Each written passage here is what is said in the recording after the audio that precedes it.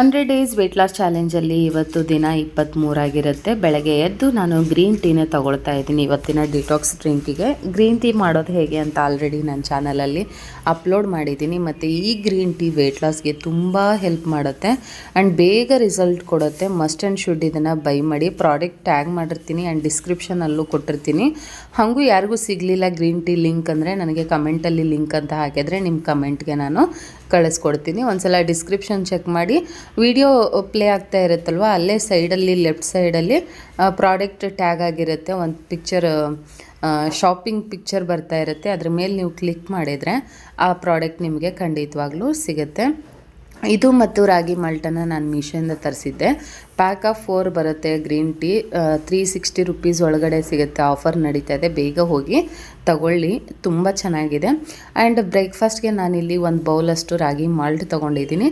ಸ್ವಲ್ಪ ವಾಟರ್ ಮೆಲನ್ನು, ಪ್ರೋಟೀನ್ಗೋಸ್ಕರ ಕಾಬೂಲ್ ಕಡಲೆಕಾಳನ್ನು ತೊಗೊಂಡಿದ್ದೀನಿ. ಸೊ ಇದು ನನ್ನ ಬೆಳಗಿನ ಬ್ರೇಕ್ಫಾಸ್ಟ್ ಆಗಿತ್ತು. ನಿಮ್ಮ ಮನೇಲಿ ಏನಿರುತ್ತೋ ಅದೇ ಬ್ರೇಕ್ಫಾಸ್ಟ್ ತೊಗೊಳ್ಳಿ. ಬಟ್ ಎಲ್ಲ ಥರದ ಸೋರ್ಸು ನಿಮ್ಮ ಪ್ಲೇಟರಲ್ಲಿ ಹೋಲ್ ಡೇ ಇರಬೇಕು. ಆ ಥರ ನೀವು ನಿಮ್ಮ ಒಂದು ಪ್ಲೇಟರನ್ನು ಪ್ಲ್ಯಾನ್ ಮಾಡ್ಕೊಳ್ಬೇಕು. ಇಂಥದ್ದೇ ನಾನು ತಿಂದದ್ದೇ ತಿನ್ನಬೇಕು ಅಂತಿಲ್ಲ. ಕೆಲವು ಮಾತ್ರ ಈಗ ಪ್ರೋಟೀನ್ ಸೋರ್ಸ್ ಎಲ್ಲ ಹೇಳಿರ್ತೀನಲ್ವ, ಅಂಥದ್ದನ್ನು ಮಾತ್ರ ನೀವು ಖಂಡಿತವಾಗ್ಲೂ ತಿನ್ನಬೇಕು. ಇನ್ನು ಮಿಕ್ಕಿದ್ದು ನಿಮ್ಮ ಮನೆಯಲ್ಲಿರುವಂತಹ ಬ್ರೇಕ್ಫಾಸ್ಟ್, ಅವಲಕ್ಕಿ, ಉಪ್ಪಿಟ್ಟು, ದೋಸೆ, ಇಡ್ಲಿ, ರೈಸಲ್ಲಿ ಏನಾದರೂ ಮಾಡಿದರೆ ಸ್ವಲ್ಪ ಕ್ವಾಂಟಿಟಿಯಲ್ಲಿ ತೊಗೊಳ್ಳೋದು, ಚಪಾತಿ, ಈ ಥರದ್ದು ಏನು ಬೇಕಾದರೂ ಬ್ರೇಕ್ಫಾಸ್ಟನ್ನು ನೀವು ತೊಗೊಳ್ಬೋದು. ನನ್ನ ಬ್ರೇಕ್ಫಾಸ್ಟ್ ಆಯ್ತು. ಇವಾಗ ಲಂಚ್ ಬಾಕ್ಸ್ಗೆ ನಾನು 2 ಚಪಾತಿ, ಹಸಿ ತರಕಾರಿ, ಸೌತೆಕಾಯಿ, ದಿನಕ್ಕೆ 1 ರಿಂದ 2-3 ತರಕಾರಿ ಅಂದರೆ ಸೌತೆಕಾಯಿ ತಿಂತೀನಿ. ಸ್ವಲ್ಪ ಕಾಬೂಲ್ ಕಡಲೆಕಾಳು ಪಲ್ಯನ ತೊಗೊಂಡು ನನ್ನ ಲಂಚ್ ಬಾಕ್ಸನ್ನು ಪ್ಯಾಕ್ ಮಾಡಿಕೊಂಡೆ. ಸೊ ಅದಾದಮೇಲೆ ಸಂಜೆ ಬಂದು ಮತ್ತೆ ಅಗೇನ್ ಒಂದು ಸಲ ಗ್ರೀನ್ ಟೀ ಕುಡಿತಾ ಇದ್ದೀನಿ. ಈ ಗ್ರೀನ್ ಟೀನ 2 ರಿಂದ 3 ಬಾರಿ ನಾವು ಆರಾಮಾಗಿ ಕುಡಿಬೋದು. ಇಂಥದ್ದೇ ಟೈಮಲ್ಲಿ ಕುಡಿಬೇಕಂತ ಯಾವುದೇ ರೀತಿ ರೂಲ್ಸು ರೆಗ್ಯುಲೇಷನ್ಸ್ ಇರೋದಿಲ್ಲ. ಸೊ ನಿಮ್ಗೆ ಯಾವಾಗ ಬೇಕೋ ಆವಾಗ ಈ ಗ್ರೀನ್ ಟೀನ ಕುಡಿಬೋದು. ಇನ್ನು ಸಾಕಷ್ಟು ಜನ ಕ್ವಶನ್ ಕೇಳ್ತಾ ಇದ್ದೀರಾ, ಒಂದು ಸಲ ಮಾಡಿರುವಂತಹ ಗ್ರೀನ್ ಟೀನ ಮತ್ತೆ ಅದನ್ನೇ ರಿಪೀಟ್ ಮಾಡ್ಬೋದಾ ಅಂತ. ಖಂಡಿತ ಮಾಡಬೇಡಿ. ಯಾಕಂದರೆ ಒಂದು ಸಲ ಕುದಿಸಿದಾಗ ಅದರದ್ದೆಲ್ಲ ಅಂಶ ಬಿಟ್ಕೊಂಡಿರುತ್ತೆ. ಅದನ್ನು ಮತ್ತೆ ರೀಯೂಸ್ ಮಾಡಿದಾಗ ಅದೇನೂ ಎಫೆಕ್ಟಿವ್ ಆಗಿರಲ್ಲ. ಸೊ ಒನ್ ಟೈಮ್ ಫ್ರೆಶ್ ಆಗಿ ಯೂಸ್ ಮಾಡಿ, ಫ್ರೆಶ್ ಆಗಿ ಕುಡೀರಿ.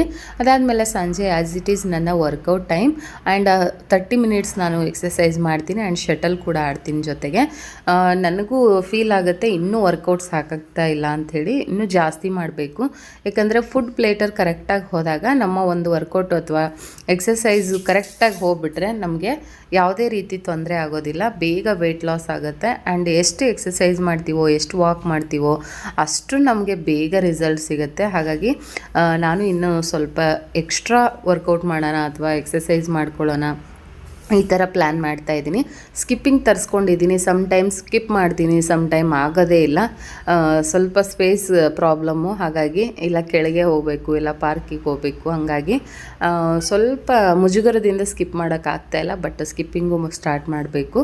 ಅದಾದಮೇಲೆ ನನ್ನ ರಾತ್ರಿ ಊಟಕ್ಕೆ ಸ್ವಲ್ಪ ಕ್ವಾಂಟಿಟಿಯಲ್ಲಿ ರೈಸು, ಸಾಂಬಾರು ಮತ್ತು ಹಸಿ ತರಕಾರಿ ಮತ್ತು ಫುಲ್ ಒಂದು ಹೋಲ್ ಕುಕ್ಕುಂಬರ್ ತೊಗೊಂಡಿದ್ದೀನಿ. 2 ಹೋಲ್ ಎಗ್ ತೊಗೊಂಡು ನನ್ನ ರಾತ್ರಿ ಊಟನ ಪ್ಲ್ಯಾನ್ ಮಾಡಿಕೊಂಡೆ.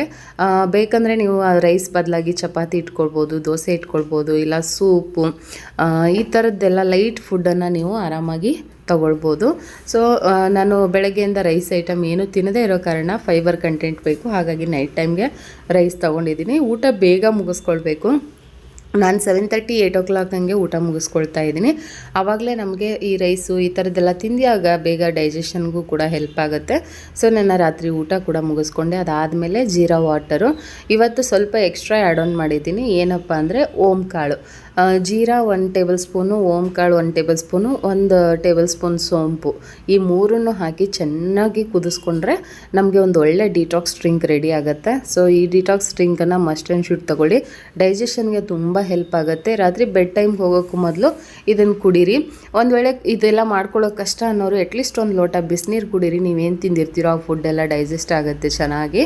ಸೊ ಈ ರೀತಿ ನನ್ನ ಒಂದು ದಿನ ಹೋಯಿತು. ಯಾರಾದರೂ ಸಬ್ಸ್ಕ್ರೈಬ್ ಮಾಡಿಲ್ಲ ಅಂದರೆ ಸಬ್ಸ್ಕ್ರೈಬ್ ಮಾಡ್ಕೊಳ್ಳಿ, ಲೈಕ್ ಮಾಡಿ, ಶೇರ್ ಮಾಡಿ, ಕಮೆಂಟ್ ಮಾಡಿ. ಏನಾದರೂ ಡೌಟ್ಸ್ ಇದ್ದರೆ ಕಮೆಂಟಲ್ಲಿ ಬರೀರಿ, ನಾನು ನೆಕ್ಸ್ಟ್ ವೀಡಿಯೋದಲ್ಲಿ ಅದಕ್ಕೆ ರಿಪ್ಲೈ ಕೊಡ್ತೀನಿ. ಈ ಥರ ನನ್ನ ಒಂದು ವೆಯ್ಟ್ ಲಾಸ್ ಚಾಲೆಂಜ್ ತುಂಬ ಹೆಲ್ದಿಯಾಗಿ ಹೋಗ್ತಾ ಇದೆ. Thank you for watching. ಮತ್ತೆ ಸಿಗ್ತೀನಿ.